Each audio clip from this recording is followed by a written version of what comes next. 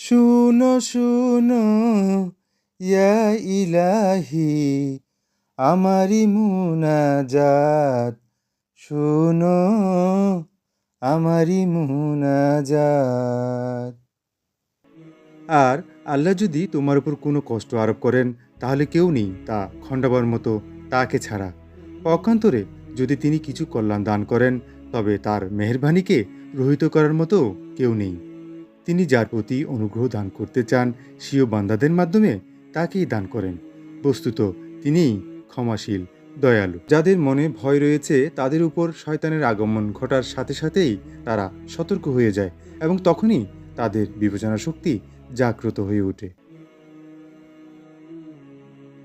প্রিয় রাসূল সাল্লাল্লাহু আলাইহি ইসলাম বলেছেন, তোমরা কোরআন তেলাওয়াত করো, কেননা কিয়ামতের দিন সে তার সাথীর জন্য সুপারিশকারী হিসেবে আগমন করবে।